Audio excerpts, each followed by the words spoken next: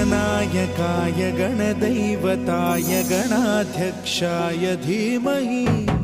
गुणशरीराय गुणमण्डिताय गुणेशानाय धीमहि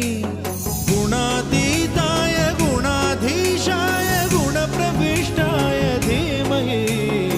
एकदन्ताय वक्रतुण्डाय गौरीतनयाय धीमहि